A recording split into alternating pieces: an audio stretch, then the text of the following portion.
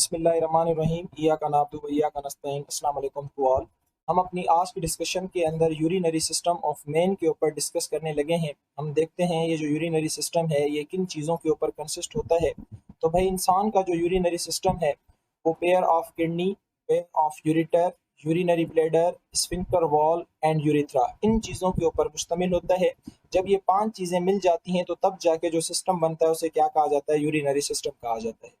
अच्छा देखें, अगर हम इस इमेज के ज़रिए इन सारों के फंक्शन समझने की कोशिश करें तो मैं समझता हूँ हमें आसानी रहेगी। ये दो जो स्ट्रक्चर आपको नज़र आ रहे हैं ब्राउन कलर के, ये किडनीज हैं और इन किडनीज के ऊपर हम आगे चल के डिटेल में स्टडी करने वाले हैं। अभी जस्ट इतना आप याद रखें, किडनी हमारा मेन ऑस्मो रेगुलेटरी और एक्सक्रीटरी ऑर्गन है। क्यों? क्योंकि किडनी हमारी बॉडी के अंदर ऑस्मो रेगुलेशन भी मेंटेन करती है और एक्सक्रीशन को भी क्या करती है, मेंटेन करती है। और ये फिल्ट्रेशन का काम भी करती है, यानी कि जो यूरिन बनता है वो किडनी के अंदर बनता है। अब किस तरह से बनता है ये आगे डिस्कशन हमारी होगी कमिंग लेक्चर्स के अंदर। अच्छा देखें, जब किडनी के अंदर यूरिन बन जाता है तो किडनी क्या करती है, एक डक्ट के जरिए, ये जो आपको डक्ट नजर आ रही है, इस डक्ट के जरिए उस यूरिन को ट्रांसफर कर देती है एक सेक लाइक स्ट्रक्चर के अंदर, एक खाली स्ट्रक्चर के अंदर, एक थैले की तरह, बैग की तरह एक स्ट्रक्चर होता है उसके अंदर, और उस स्ट्रक्चर को क्या कहा जाता है, यूरिनरी ब्लैडर कहा जाता है। अच्छा, अब वो डक्ट जो कि किडनी से यूरिन को लेके आ रही है यूरिनरी ब्लैडर के अंदर, उस डक्ट को क्या कहा जाता है, यूरेटर कहा जाता है। ये आप लोगों को नजर भी आ रही होगी इस इमेज के अंदर। तो यहाँ से जो भी यूरिन किडनी से बनेगा वो कैसे बनेगा वो तो हम बाद में देखेंगे।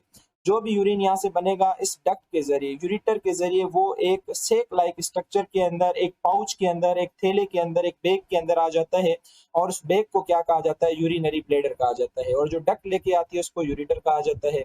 अब इस बैग का काम क्या होगा, इस बैग का काम होगा कि इस यूरिन को स्टोर करना। अच्छा, फिर इस बैग के बिल्कुल इस जगह पे जो मैं रेड पेन से बना रहा हूँ, यहाँ पे एक वाल लगा हुआ होता है जिसे आसान लफ्जों में आप ब्लैडर वाल भी कह सकते हैं या आप इसे स्फिंक्टर वाल भी कह सकते हैं। इस वाल का काम क्या होता है, ये यूरिन के फ्लो को कंट्रोल करता है। उसके बाद इस वाल से, इस यूरिनरी ब्लैडर से यूरिन निकलने के बाद एक फाइनल डक्ट में आता है, उस डक्ट का नाम क्या है, यूरिथ्रा। और ये यूरिथ्रा वो डक्ट है जो कि हमारे रिप्रोडक्टिव ऑर्गन पेनिस के ऊपर खुलती है और बॉडी से यूरिन को बाहर निकाल देती है। तो ये यूरिथ्रा वो डक्ट होती है। तो मुझे उम्मीद है कि इन पांचों के काम आप लोगों को भी पता चल गए होंगे। जो किडनी है ये ऑस्मो रेगुलेटरी और एक्सक्रीटरी ऑर्गन की तरह काम करती है। किडनी से यूरिन लेके ब्लैडर में डालने का काम यूरिटर करती है। यूरिनरी ब्लैडर का काम होता है यूरिन को स्टोर करना। स्फिंक्टर वाल का काम होता है कि यूरिन के फ्लो को बॉडी से बाहर निकलते वक्त कंट्रोल करना।